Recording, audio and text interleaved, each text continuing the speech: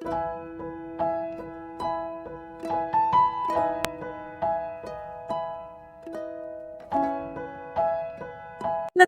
na nga ngayon si Senator Bato de la Rosa, ito nga ay matapos makarating dito na sunod na umano itong dadampuntin ng mga otoridad at isusunod kay Rodrigo Duterte sa Netherlands. At binulgar din ni Luistro ang relasyon ni Bato at Amy Marcos at ang video.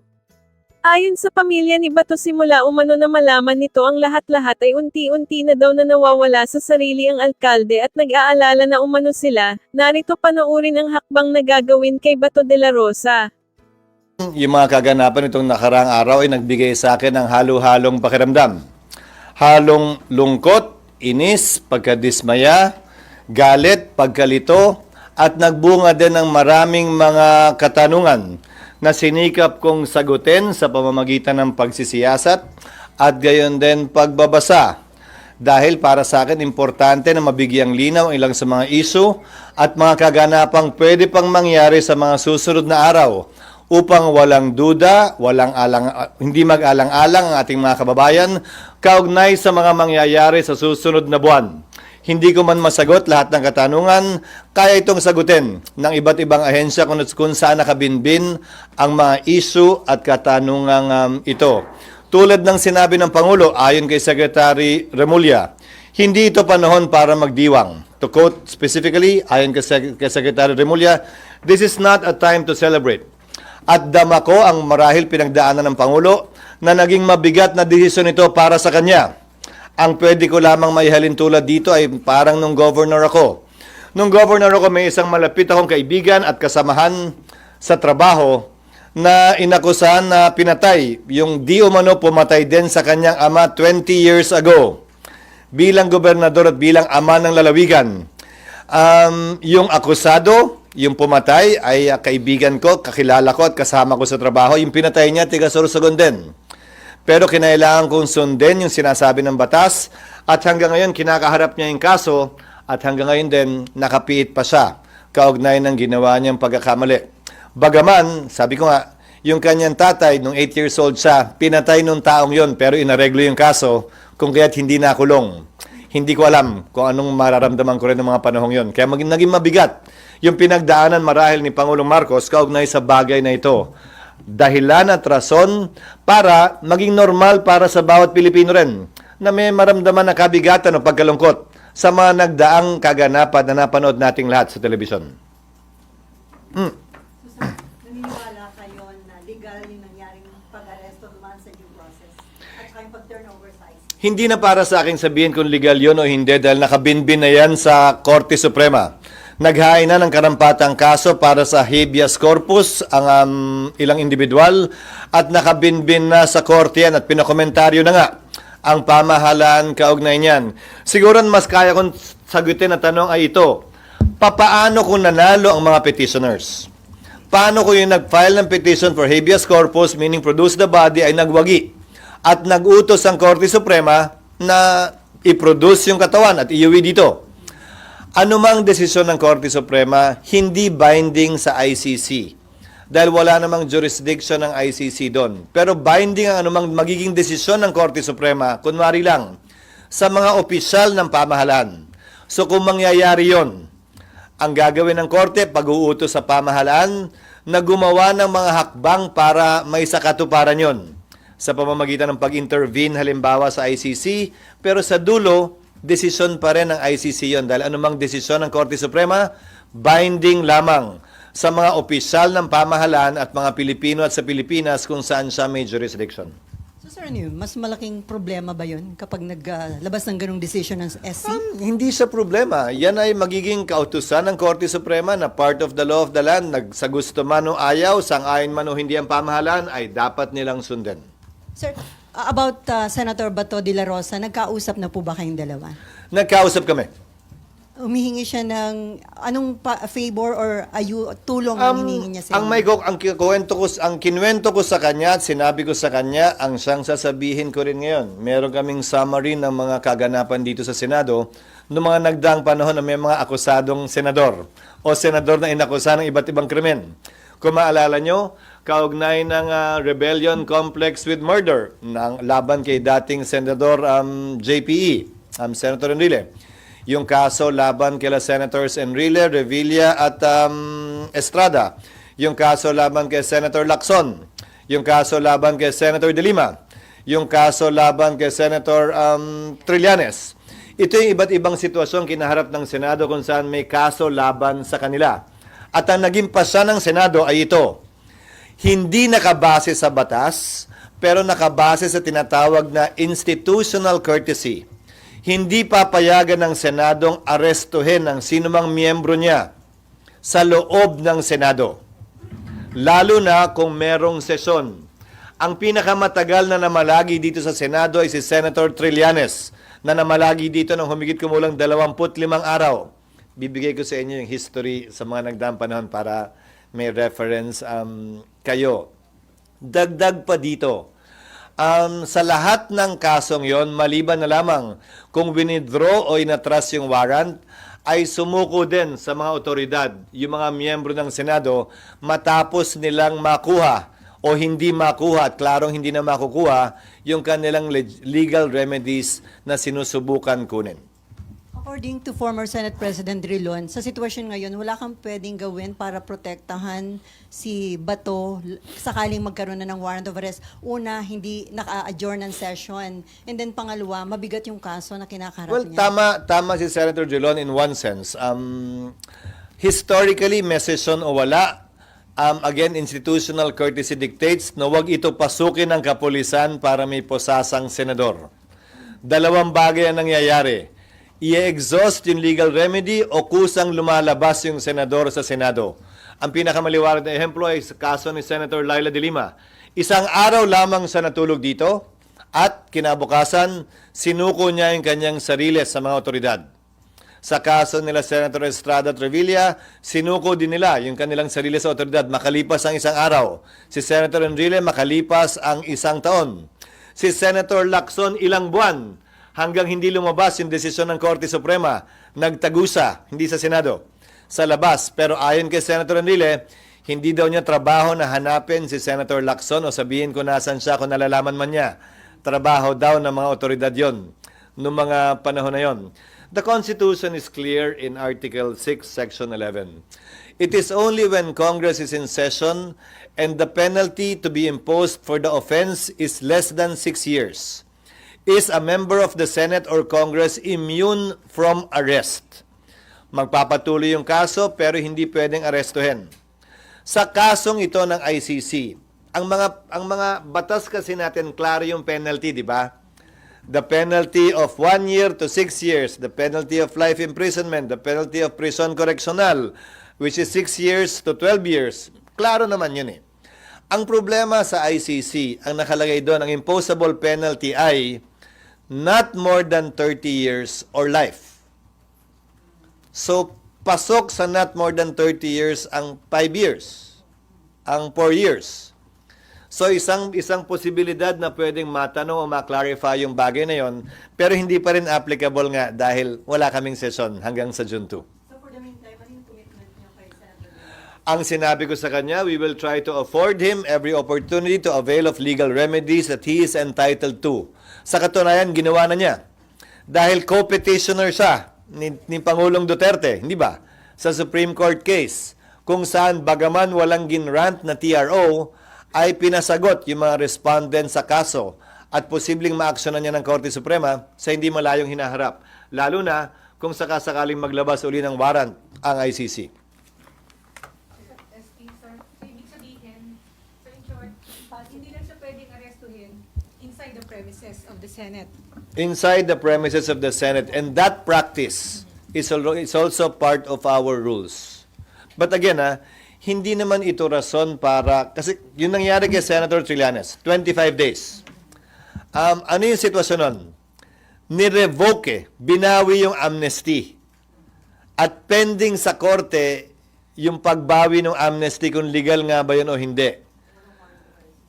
Wala pa. Nagde-decide yung korte kung mag-iiso o hindi, pero anytime pwedeng ilabas.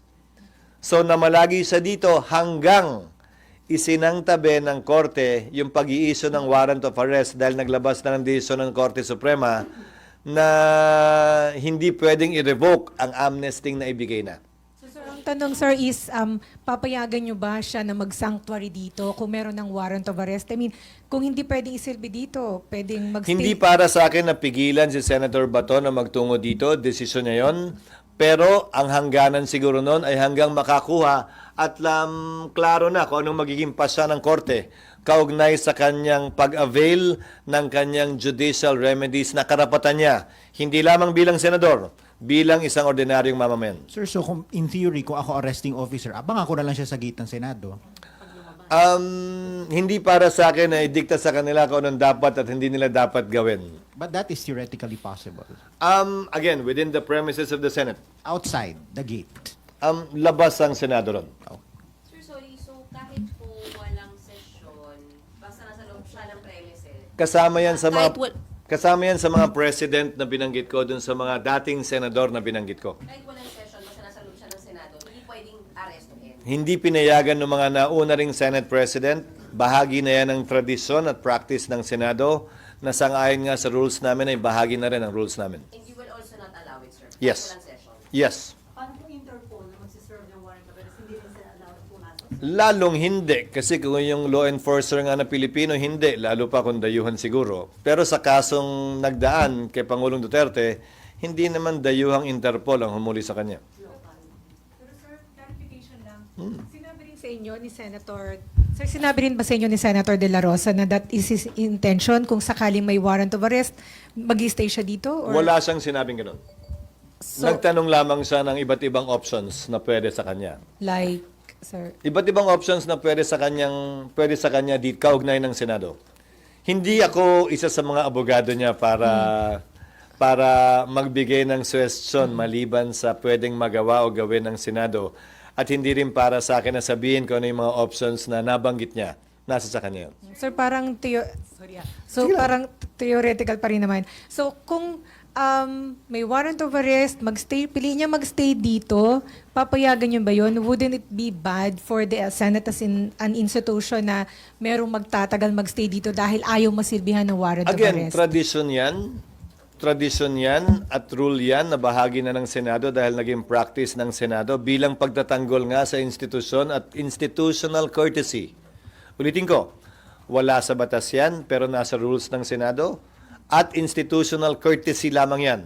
Hindi naman sa habang panahon hanggat mabigyan siya ng sapat na panahon na magkaroon ng linaw o pagpapasya yung kanyang judicial remedies.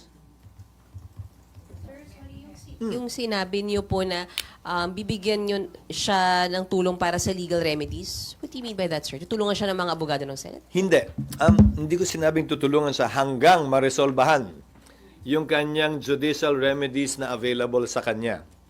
Yun nga sir, nabanggit niya, hanggat may hinihintay siya sa SC. Gusto niya na dito siya sa Senate. Pwede naman yon, pero hindi na nag-issue ng TRO ang Korte Suprema eh.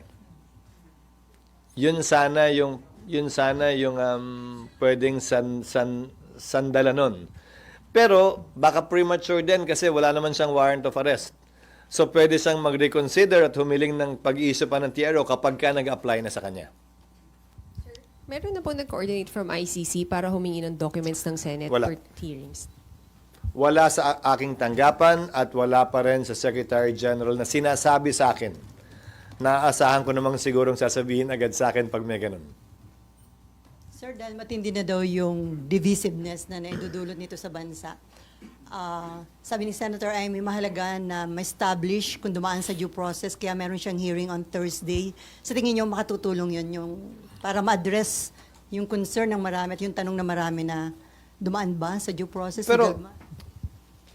kung ang concern ni Senator Amy ay grabe na yung divisiveness o pagkakawatak-watak natin, di sana ang maging dulo ng kanyang pagdinig ay maghilom tayo at magkaroon ng pagkakaisang muli at hindi lalo pang dagdagan yung divisiveness o pagkakaaway-away natin. Kung yun ang pakay niya, sang-ayon ako sa pakay na yon. para mabigyang linaw, tulad ng mga binanggit ko ngayon, para mabigyang linaw ilang katanungan na meron ang ilan sa ating mga kababayan at mga alinlangan na meron sila marahil kaugnay nito, o mga pangamba na meron sila kaugnay nito. Sana hindi makadagdag yung pagdinig na niya kaugnay sa lalong paglalim pa ng sugat at hidwaan sa pagitan ng ating mga kababayan. It's not for me to support or not. I support every undertaking of every senator, and dependency of a case should not prevent that. Klaro sa mga naging desisyon ng Korte Suprema na ang pagkakaroon ng kaso sa Korte base sa sabyo at chartered bank case ng Korte Suprema ay hindi pwedeng maging hadlang para magsagawa ng hearing ang Kongreso dahil magkaiba ang pakay nun. At hindi naman pwede, porkit may mag-file lang ng kaso, hindi na pwedeng tingnan o imbestigahan ng Senado. So sinusuportahan ko ang kapangyarihan ng Senado na magsagawa ng pagdinig, bagaman may kasong pending sa korte ngayon. Sir, ano yun? Moto proprio, di ba? Moto proprio yun, walang rest pa regarding that, di ba? Wala pa, dahil hindi pa namin naamyendahan yung rule na nililiwanag or pinagbabawal yan. So sa ngayon, ang rules ng Senado, pwedeng mag-conduct motu proprio ng hearing ang kahit na anong komite. Noon, dun sa mga nauna rito, tulad ni Selly, Blue Ribbon Committee lang ang pwede. Inamyendahan yung rule para payagan lahat ng komite. Nagkaroon ng issue, kung maalala nyo, ilang buwan na nakalilipas at kinonsidera naming limitahan ulit, isara yung gripo, ika nga. But we did not get to amending that rule. So the rule still stands up to today na lahat ng komite kapag ka-recess ay pwedeng mag-conduct ng hearing motu proprio. At hindi pwedeng pigilan, hindi ko pwedeng pigilan o mapigilan. Sir, so far madami na daw protest action in support of Duterte. Do you think it would affect yung economy, and ano yung your take on that? Palaging may epekto anumang ingay sa politika sa mga negosyante.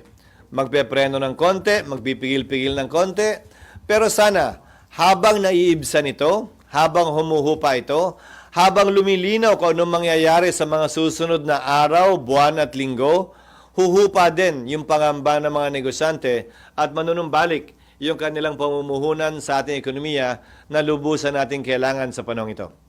And on Senator Robin, nandun pa din siya sa dahig. Di ba, hindi niya kailangan kumuha ng travel authority since personal naman yon. Hanggang break, pwede siya doon? Karapatan niya yun. Napagpasahan na yan sa kaso ni Marcos versus Manglapos ng Bahagya na nireiterate yung right to travel at ang limitasyon lamang ay specified. Kaya nga naging pasya ni dating Senate President Rilon, hindi na mag-require ng TA. Kasi kung ang korte nga hindi pwedeng pigilan ng isang Pilipinong magbiyahe, sa pa daw kaya bilang Senate President, lalo na kung pribado yung biyahe. Pag official trip, ang nagiging epekto lamang naman ng TA pag official trip ay yung travel tax, hindi kailangan bayaran. Pero maliban doon, wala namang epekto yung TA talaga. Sir, hindi ba Pag-authorize din na gamitin yung diplomatic passport niya, yun ang epekto ng pagkakaroon ng TA. So malamang ang ginamit ni Senator Padilla ay yung kanyang private passport. Sir, hindi ba pagka may TA ka o pag wala kang TA, pwede kang harangin ng immigration? Oo, kung requirement yon ng batas na dapat may TA ka. Halimbawa, nung governor ako, kailangan may TA ako mula sa DILG secretary. At pwede akong harangin ng immigration kung wala ako nun. Pero since walang ganung requirement bilang senador, hindi siya pwedeng harangin ng immigration at sabing may requirement ng TA. Dahil ang Senado mismo hindi nagre-require ng TA. Sir, itong, balikan ko lang yung tungkol dun sa mga rallies. Do you think itong rallies will ripen into like a people power kind of scenario? Hindi para sa akin na sabihin yon, pero ang pwede kong makomentaryo lang siguro, karapatan ng ating mga kababayan na magpetisyon sa gobyerno kaugnay ng sama ng loob nila sa pamahalan. Karapatan nila yon na ginagarantiyahan ng saligang batas. At para sa akin, marapat lamang na payagan at pahintulutan yon na sinabi naman ng gobyerno na papayagan at papahintulutan nila. Dahil saklaw yon ng Bill of Rights na ginagarantiyahan ng ating saligang batas. Basta't mapayapa yung mga pagtitipon na yun. Sorry, medyo Medyo babalik. kung may connection lang. Sir, kung sakali lang pong magkubkub si Senator Bato dito tapos magsa-start ng impeachment, may effect ba siya in any way, sir? Like, madedelay ba the impeachment, pre-trial, trial? Wala ako nakikitang rason para madelay yun, at least hindi siya malilate.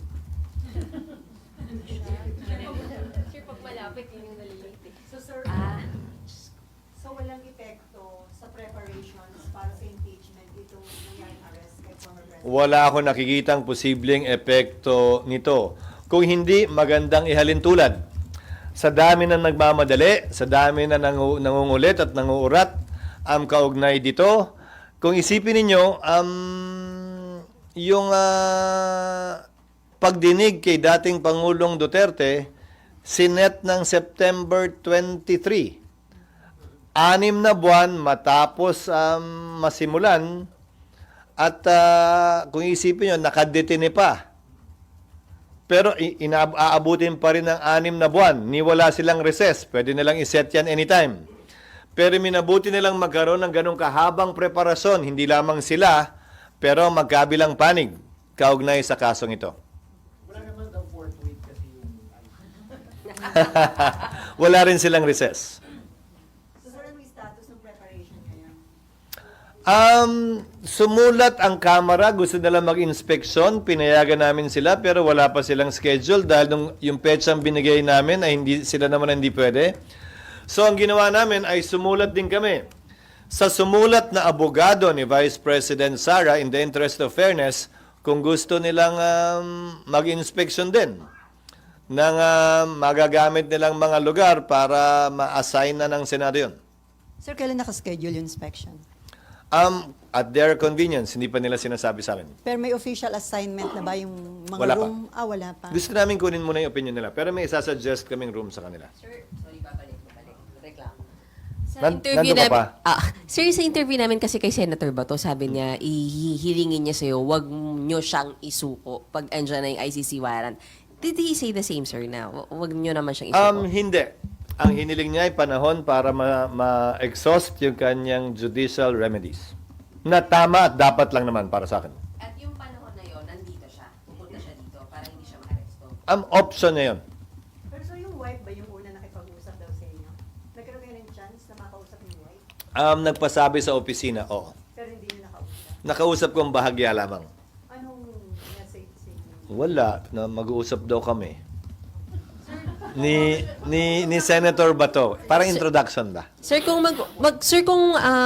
option ni Senator Bato na dito muna habang hinihintay ma-exhaust yung judicial remedies, ano pong sinabi niyo, sir?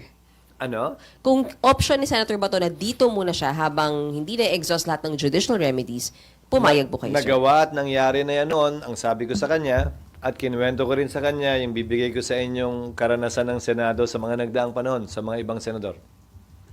So, pumayag kayo, sir?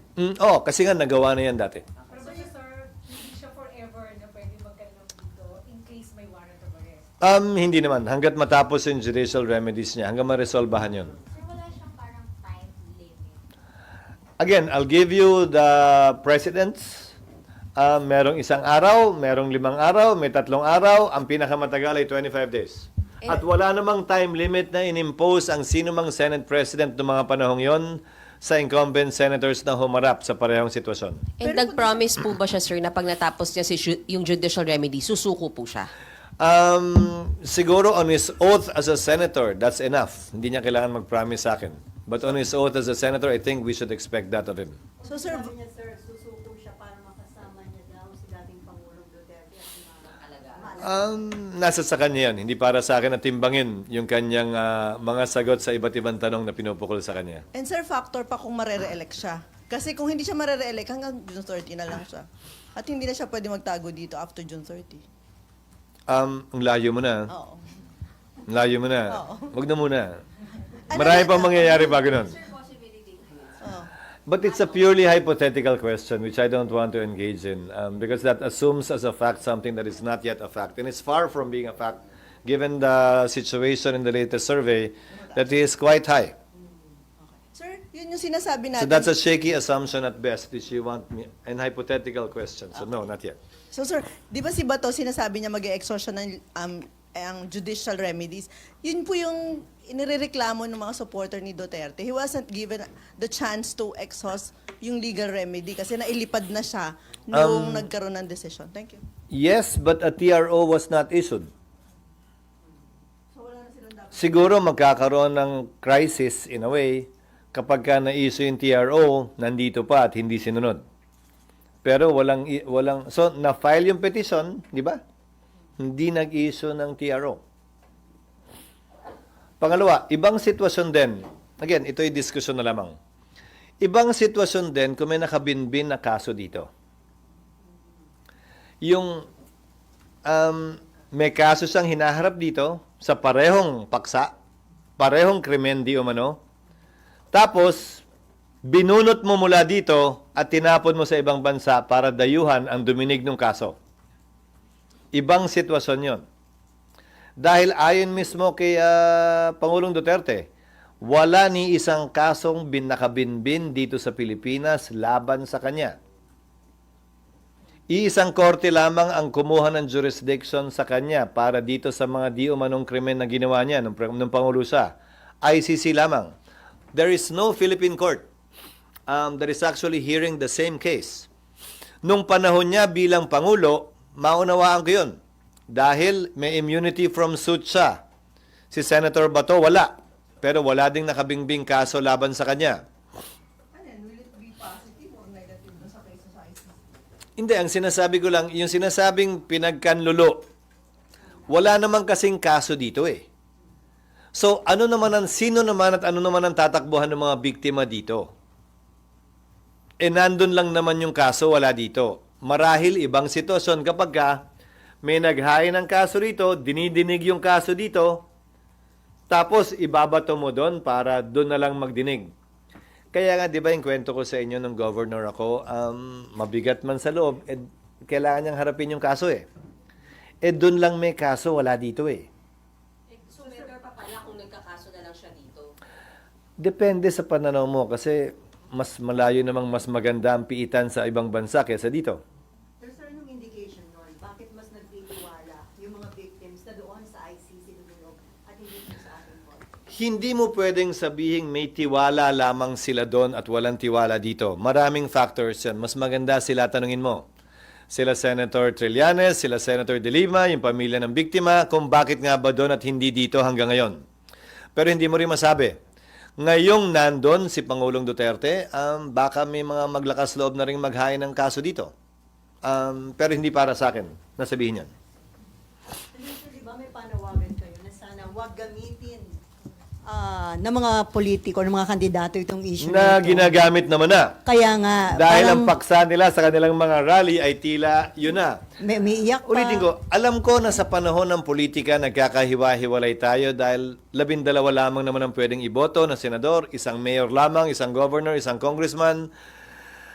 Pero hindi rason yun para sa akin. Kaya ang panawagan ko, na huwag ito gamitin sa politika dahil malalim na sugat ang pwedeng ilikha nito sa pagitan ng ating mga kababayan, sa pagitan ng Mindanao, ng Luzon, ng Visayas, na hindi makakabuti sa ating bansa. At bakit?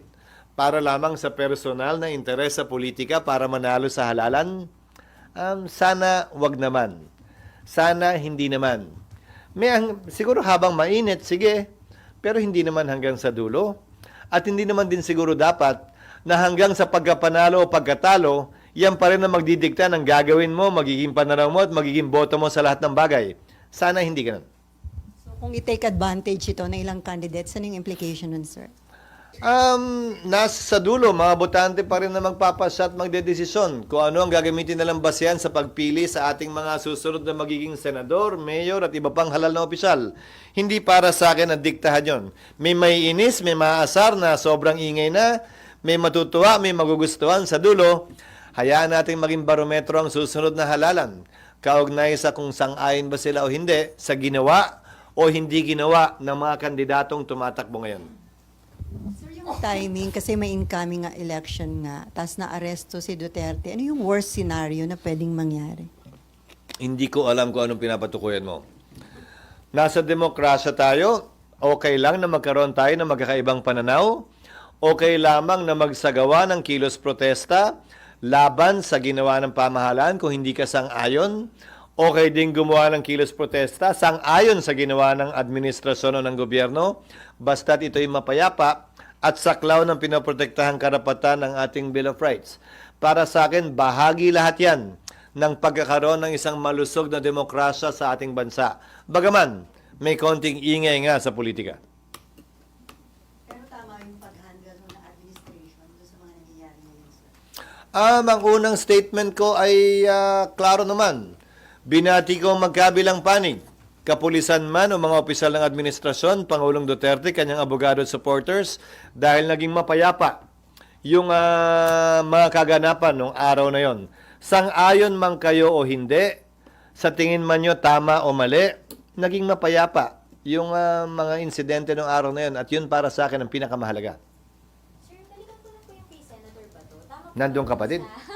Sorry sir, may naiwang tanong sa akin. Sir, tama po ba na since institutional courtesy siya, depende pa rin sa Philippine National Police, although historically ay ginagalang po nila yung kapag ka pinoprotect ng Senate yung kanyang senator sa loob Hindi ng manggagaling premises? sa akin yung salitang depende sa Philippine National Police dahil isusulong palagi ng Senado yan dahil yan na ang naging kinagawian ng Senado sa kanyang mga miyembro. At hindi naman siya unreasonable. Ulitin ko may mga sitwasyon na yung senador mismo isinuko yung kanyang sarili makalipas ang 1 araw, 3 araw, 5 araw, 1 linggo, 25 araw. Again, I'm holding them on their oath as senators to do what is best not only for themselves but for the country and the institution as well. At hindi para sa akin idikta yung bilang ng araw kaugnay niyan. Sir, para maiwasan na daw yung issue kung may jurisdiction ng ICC, mag-rejoin na lang daw ang Pilipinas sa ICC. Desisyon ng executive yan. Ang papel lamang ng Senado ay mag-ratify ng treaty. Walang papel sa ating system of foreign policy at system ng saligang batas ang Senado kaugnay sa pagsali o hindi pagsali, pagpirma o hindi pagpirma sa anumang mga treaty o tratado. Pero kung nabagit mo rin lang, suriin natin. Pansamantala. Sabi ng isang panig, hindi na tayo miyembro ng ICC at sa katunayan, ngayong araw na to, March 17, kung gusto niyong pagdiwang o gunitain, ngayong araw ang pang-6 na taon na ang effectivity ng withdrawal natin sa ICC. It was on March 17, 2019 that 2019 that our withdrawal became effective in the ICC. The notice of withdrawal was sent in 2018, but it became effective March 17, 2019. Kung nag-withdraw tayo dyan ayon sa isang panig, ba't ginagamit pang basehan sa pag-enforce ng warrant? Pero ang ginagamit din naman nilang basehan na illegal yung pagkaka-aresto ay yung Rome Statute pa rin. Pwede ba yun? Hindi naman pwedeng legal at illegal at the same time yung parehong statute na ginagamit. Hindi ba? May kasabihan nga sa Latin. Ito ang pagpipilian at pagdedesisyonan ng korte actually kaugnay ng isong ito. Kung talagang hindi kayo sang-ayon na tama yung pagkaka-aresto. May prinsipyo sa batas sa Latin na nagsasabing male captus bene detentus. Ibig sabihin nun, maliman ang pagkakahuli, pwedeng tumuloy pa rin ang paglilitis. Yung kabaliktaran nun, meron ding prinsipyo. Male captus, male detentus. Yung maling pagkakahuli, hindi pwedeng magpatuloy ang isang paglilitis dahil dun sa maling pagkakahuli. Ang ICC, nagpasya kaugnay sa dalawang prinsipyong ito. Minsan, male detentus, minsan male captus bene detentus, pinayagan tumuloy ang paglilitis, minsan hindi. So nasa sa kanila kung anong gagamitin nila sa kasong ito. Pero better na i-consider yun ng palas yung mag-rejoin. Nasa sa kanila. Ayokong i-preempt anumang magiging pasako kapag ginawa nila yan kaugnay sa boto ko sa pag-ratify.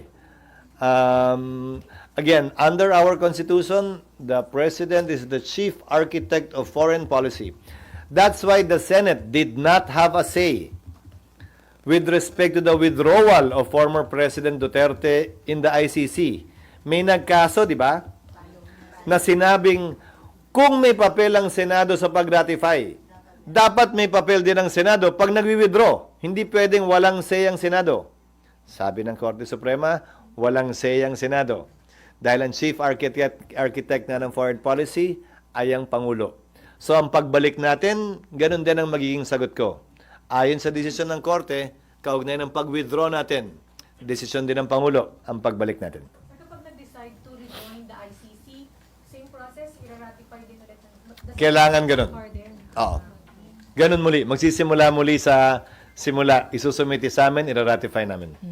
And then, SP, hanggang sa ngayon ba walang word kung magpapatawag ang presidente ng special session para Nandun ka pa rin. makapag-impeachment trial na kayo? Mas Para makapag-impeachment trial na kasi sir, di ba? May mga Wala. concern. Yeah, okay. wala. Walang pasabi at hindi rin kami nagkakausap. So may concern ba kung halimbawa, yung na magpatawag ng special session, mag-impeachment trial na kayo habang may situation sa ICC ang dating Pangulo, hindi ba magkukos ito ng tension or mas malaking Wala ako na magkahiwalay na insidente yon. Wala ako nakikitang ugnayan ng dalawang yon at hindi rason na maantala ano man ang dapat gawin ng Senado kaugnay sa trabaho namin dito at kung ano mang nangyayari sa The Hague. I mean, sir, hindi ba magiging lalong divisive at baka magkaroon ng mas malalaking protest kung habang may ICC case, may impeachment trial? Wala sa batas na ipagpapaliban namin ang impeachment dahil may ICC. Wala sa batas na ipagpapaliban namin ang impeachment dahil may kilos protesta. Walang ganong basihan para magbago anumang ninanais o direksyon ng schedule na nais naming tahakin sa ngayon. Sir, yung just to check, hindi naman nagbago yung timetable nyo sa impeachment. June 2 pa rin, July 30 pa din. Kung ano yung nilabas yung dati, yun pa rin. Yun pa rin. At ang gaya ng sinabi ko, yun ay mungkahing schedule. Finurnish na namin ang magkabilang panig, ang House at ang ikalawang Pangulo at mga miyembro ng Senado. At itong lahat ng ito ay magiging pinal at mapagpapasahan pag nag-resume kami. Kung ito nga ang kakatigan ng mayoriya ng mga members ng Senado at ng Impeachment Court. Sir, after you gave them your letter about the proposed timetable, did any of your colleagues object or seek an earlier timetable or want an adjustment or wala. any feedback at Wala. all?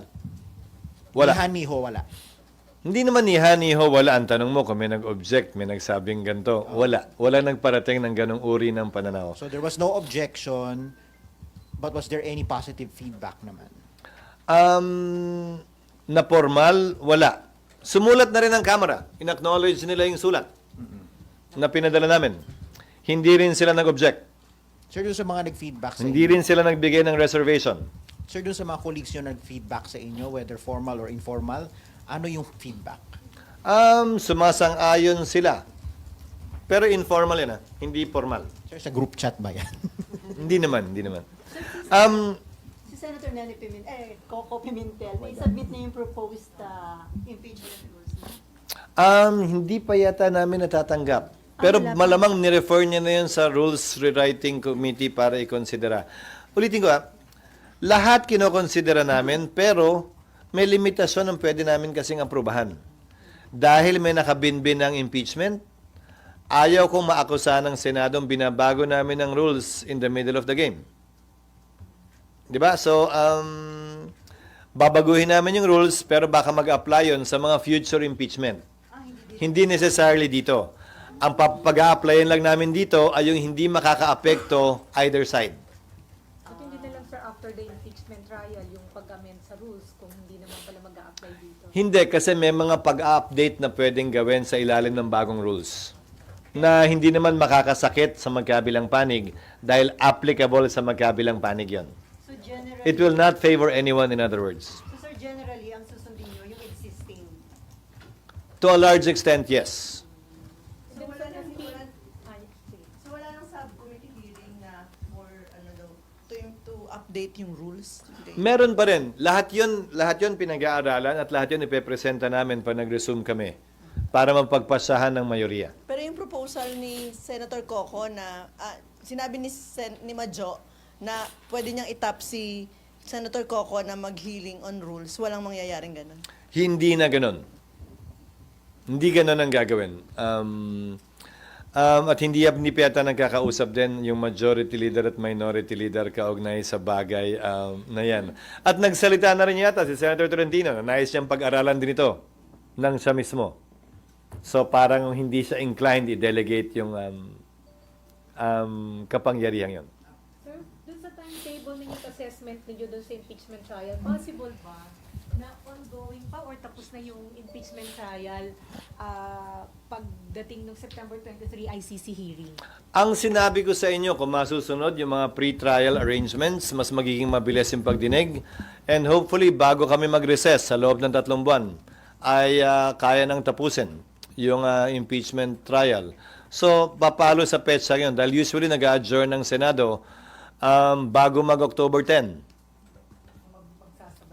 So, kung September 23, yung trial, halos yung panahong yun. Pero wala namang ugnayan yun eh. Whether nagsabay, hindi nagsabay, wala namang nakasulat na batas na bawal magsabay. Hindi Yes, naman sir. ganun yan. Lalo na, kung busy halimbawa si Vice President Duterte bilang isa sa mga abogado ng kanyang ama, hindi naman nga siya required mag-attend ng impeachment trial sa Senado, maliban na lang kung i-require siya ng impeachment court dahil kailangan siyang i-identify na sa tingin ko hindi naman siguro papasok sa isong ito dahil kilala naman siya ng lahat. Oo nga, sir. I mean, wala nga kaugnayan, but pwede siyang tingnan as persecution ng mga Duterte. Hindi para sa akin na kontrolahin yung kanilang nadarama. Naunawaan ko yung kanilang nadarama bilang anak, bilang nagmamahal, na kapatid o ama. Subalit, wala naman sa batas din yon na kailangan isaalang-alang yon kaugnay sa mga pwede at hindi namin pwedeng gawin, sa dapat at di namin dapat gawin. Bagaman, naunawaan ko yung kanilang sitwasyon. Kaya anumang salita na dumalabas mula sa kanilang mga bibig ngayon, na may halong galit, may halong puot, naintindihan ko yun. Dahil bahagi yun, marahil ng pagmamahal ng isang anak sa kanilang ama at pagmamahal din ng isang ama sa kanilang anak. Senator? Yes, ma'am. I'll be asking po sana kasi parte ng executive po lumalabas si Vice President. Ibig sabihin po, sumisweldo siya, as far as we know, bilang Vice Presidente natin. Is there any legal restriction on a sitting president participating in the legal defense of a private citizen? And could opponent file a legal challenge questioning her role in the defense team? Kasi po sumisweldo siya bilang public servant. Elected po siya as Vice President. How will this affect everything? Sa pagkakaalam ko po, ang pinagbabawal na mag-appear in any court or tribunal in the Philippines is a member of Congress. I cannot appear in any court or tribunal in the Philippines unless it is a case involving me. Bakit? Ayaw kasing magamit yung kanyang pwesto, yung kanyang posisyon na may impluwensyahan yung korte at husgado dito. Walang ganon sa ICC.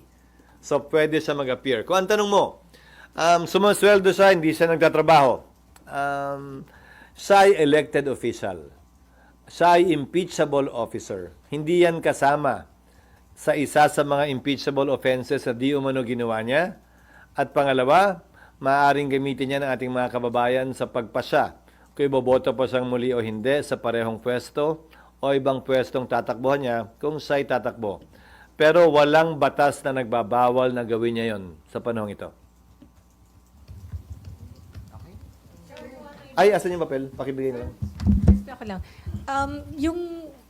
Kasi meron din kayong concern dun sa gumuhong tulay. Last Friday, ayan.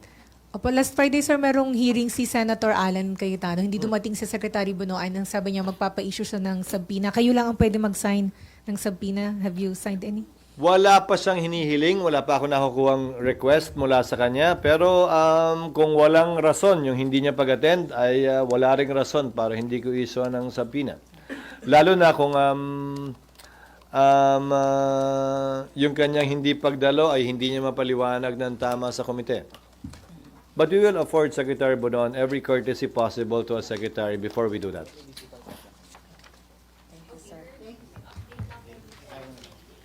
Alam na rin? Wala pa eh. Wala. Nandun ka pa rin? Parang layo pa rin. Ha? Thank you and good morning and good afternoon.